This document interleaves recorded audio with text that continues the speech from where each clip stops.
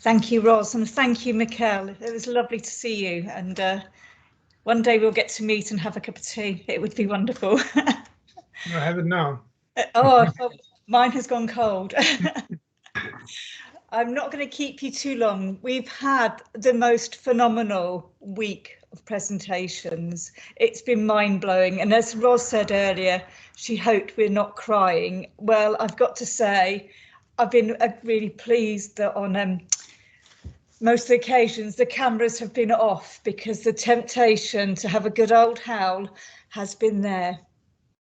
So I don't want this to be the end. So I know that the GCRF project is coming to a close, but that doesn't mean an end. It is just a movement across a different path that could always link up again, as we would hope. So really, we're just at a turning in our path. And I'm somebody that loves going walking, and I'm very good at getting lost, but I usually find my way back. So along the time, even the time that I've been here, just the past year, we've come to the completion of the GCRF.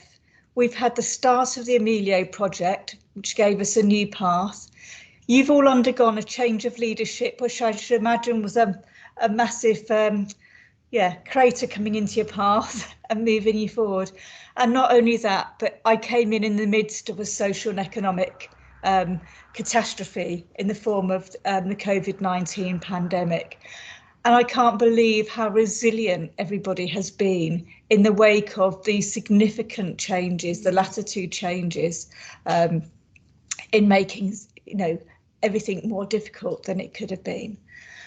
But we have got to the end. We've got some bits to tie up, so some publications that are under review, and the last bits to be added whilst they go off to be made beautiful, prettified, as we like to say, ready for publication.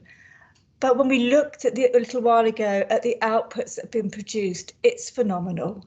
Considering everything that's gone on and the stories that we've heard about the difficulties in accessing organisations and participants and getting the buy-in, the outcomes are huge.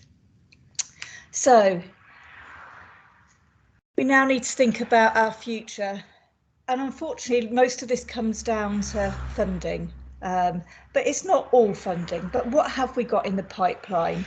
We've submitted, we submitted several times now, what was the AHRC application, which then became the ESRC application for the game trials in Jamaica and India. And we're still waiting on hearing about that. We're also in the process still of putting the Horizon EU bid together for the Saltip project with partners in Romania and Spain. That takes us on a slightly different trajectory from where we've been previously. With our games that we produced from the GCRF and the Jessie game that was produced originally in Barbados and Grenada, we've really gone for a primary prevention strategy. With the Horizon Saltip project, it's different. We're going for much more of a tertiary prevention strategy, that is tackling the problem in people that are already exhibiting the behaviour. So specifically, we're thinking about young people who have engaged in harmful sexual behaviour, and also looking at ameliorating the harm and enabling justice for victims of sexual violence. So again, it's a new pathway for us should we be successful. We're also working on a follow-on funding bid with the AHRC for the I Am series, which was initiated by the young people across the country teams that form part of what was going on in the Play Talk Change conference.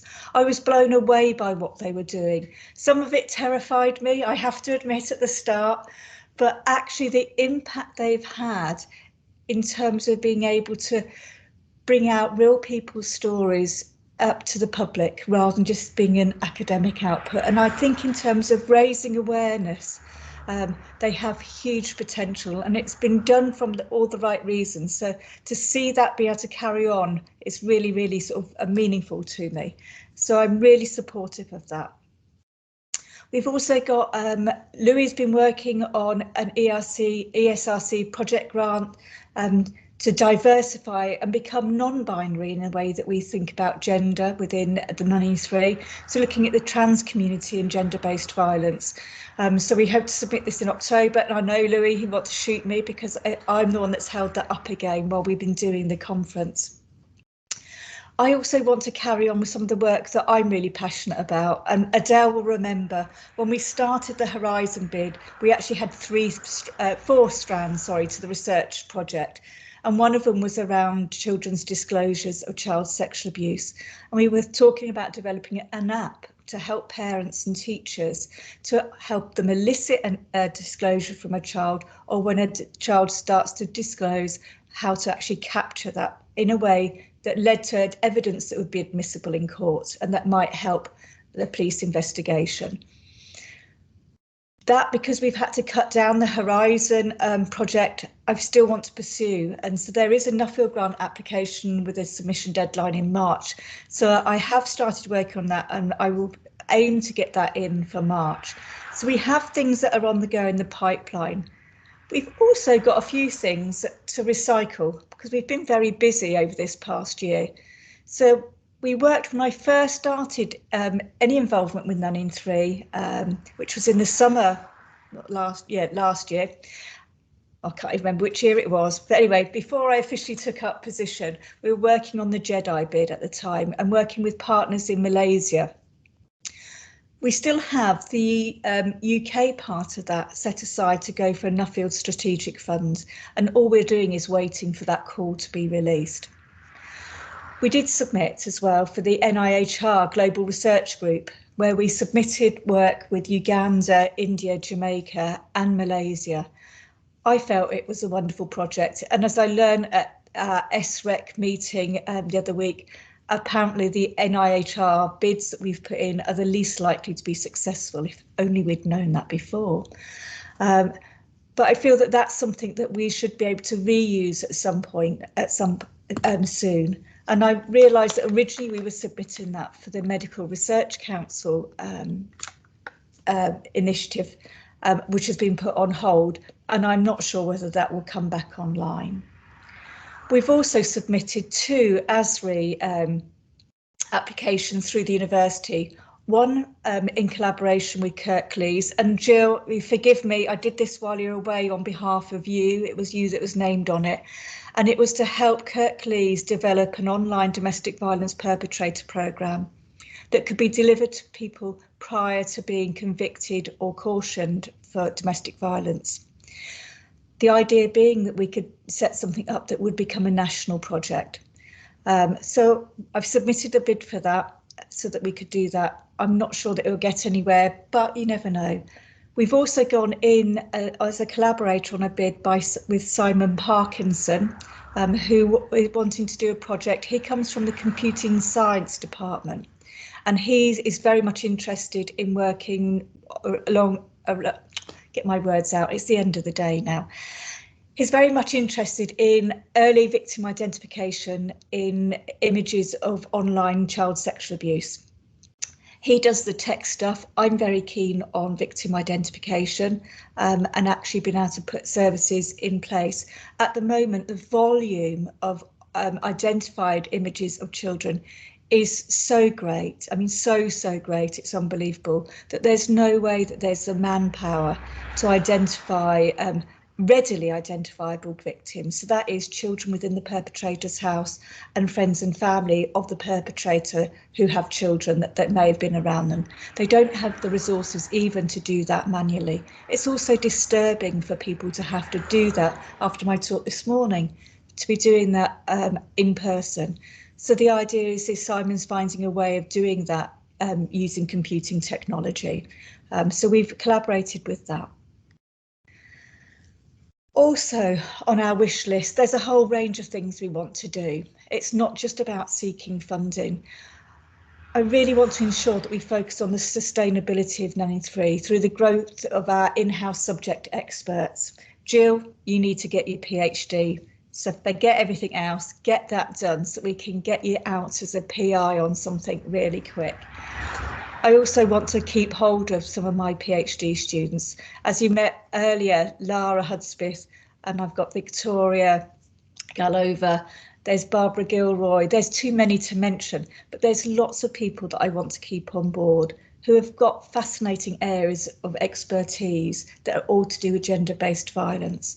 So I hope that we can encourage them to apply for research fellowships and postdoc fellowships so they can stay and develop their work with us. We also want to try and recruit new researchers into Ni3, including established experts in the field. It might be that we're going to try and draw on people from within the university, but maybe also outside. I would like to also bring in people that are practitioner researchers, so people that are working in the field that have also got some research background or an interest for research that can really add to it, because I just feel we can do some of the best research when researchers and researchers and practitioners actually collaborate. I do want us to maintain our links with our existing partners. So all of you that have been working with this, you're not saying goodbye. I won't let you. It would definitely be a case of we'll just carry on, here we go, and we'll find the next pot of money. And if not, we'll just keep working together anyway. I think there's creative things that we can do together. We might just be helping one another on doing guest lectures, helping one another with bids, but we're certainly able to do some collaborative writing together. So we do also need to build on our existing work. And if Melanie's here today, I'm not sure if she is, but we do want to get those implementation trials done. So it's not enough just to do the randomised controlled trials of our games.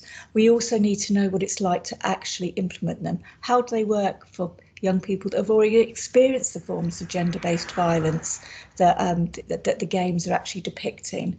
You know, are there other things that we can do to sustain children's learning from playing the games? We also want to branch into new areas of gender-based violence, and I don't want to say that with great gusto and glee, but unfortunately the ways in which gender-based violence does change and manifest differently over the years, as we've seen with the rising online sexual abuse and sexual harassment, and actually the use of online technologies for coercive controlling behaviours and intimate partner violence. There are these new ways that gender-based violence gets expressed, and we need to be challenging those as we go. We also maybe want to take new approaches to prevention. So we've targeted very much the young people themselves within the games that have already been developed. And in the work that we're doing with Horizon, we're not only looking at the young people themselves, but maybe the adults around them. So like in the idea about the disclosure game for the other project I discussed, it will be for parents and teachers to use digital technologies that we developed to assist in prevention. And the prevention might be coming at secondary and tertiary levels rather than the primary level. I don't want to say that I want to give up on the primary stuff, because I think that's the most important level, to actually target things early and to challenge young people's attitudes, and for taking them into the stages of being game changers is incredibly key. But we need effort at all the different levels and all the different ways we can do that. We will do it. I've also identified other levels of potential sources of funding, some of which I think we should go for because they will help us grow the centre. We need more of us that are doing research. It's great we've got our partnerships with other people in other universities, but we can't hold on to them in the same way we can with people within our university. So I've got cunning plans that will take us over the next 5 years of looking for. And Jill, you'll notice that the #1 spot is yet another bid that I want to put you in for. I've just checked again this morning. It's not yet live, but I think this will work really well with the work with Kirklees. So my aim is we're always going to be international, but I also want us to have some local and national presence too. There's nothing like world domination, and sometimes we have to sort of kick doors that are local to us as well as those that are further afield. I can't thank you all enough for everything that you've done. I don't want us to just be tracing the pots of gold at the end of the rainbow. I want us to actually just be celebrating what we do and to do it best. I want us to do open and honest research that's full of integrity, that has great power for change.